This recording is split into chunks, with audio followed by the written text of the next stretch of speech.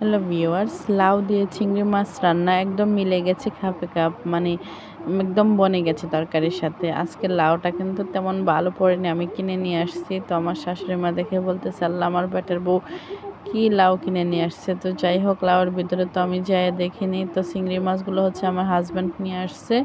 তো এগুলো হচ্ছে প্রসেস করে অল্প করে নিয়ে নিয়েছি। এখানে হচ্ছে সব ধরনের মশলাগুলো দেখতেই পেয়েছেন, নিয়ে নিয়েছি। তো এখন হচ্ছে রান্নায় চলে যাব বিসমিল্লাহ বলে। তো এখন হচ্ছে এই যে পরিমাণ মতো তেল এখানে অ্যাড করে নিয়েছি, আর হচ্ছে পেঁয়াজ এবং একটু রসুন কুচিও করে দিয়েছি আমার শাশুড়ি মা। সো আমি জাস্ট রান্না করে নিচ্ছি। তো এখানে হচ্ছে যে আমি এখন পেঁয়াজটা একটু ভাজা ভাজা করে তারপর হচ্ছে এখানে আদা রসুন বাটাটা অ্যাড করে নেব।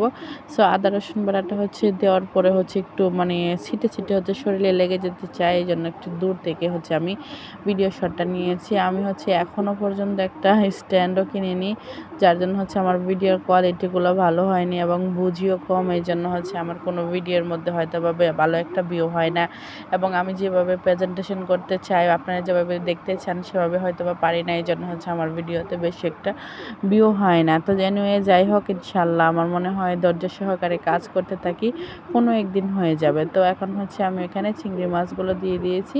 মশলা চিংড়ি মাছগুলো সাইজে একটু বড়ই ছিল। তো যাই হোক, এখন হচ্ছে এগুলো একটু ভেজে নিচ্ছি। ভেজে নেওয়ার পর হচ্ছে এখানে লাল মরিচের গুঁড়ো, হলুদ গুঁড়ো, স্বাদ মতো লবণ এবং হচ্ছে পানি তো মাস্ট দিতে হবে। সব কিছু দিয়ে হচ্ছে, আর এখন হচ্ছে মূল রান্নাটা।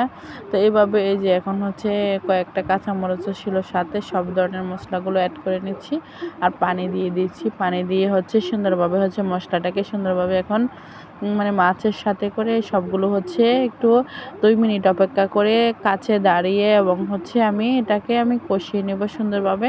একটু পর অপেক্ষা করতে করতে যখন জাল হইতে হইতে মানে কুক হইতে হইতে যখন একটা মজার কালার চলে আসবে, তরকারিটা ভালোভাবে কষানো হয়ে যাবে, তখনই কিন্তু স্বাদ হবে। এই যে দেখেন, খুব আমি হচ্ছে অপেক্ষা করে দাঁড়িয়েছিলাম 2-3 মিনিটের মতো। যখন দাঁড়িয়ে দাঁড়িয়ে খুন্তি দিয়ে লেড়ে যখন রান্নাটা করছি, যে এই প্রসেসও হচ্ছে আপনারা জাস্ট বোনা করে খেতে পারবেন।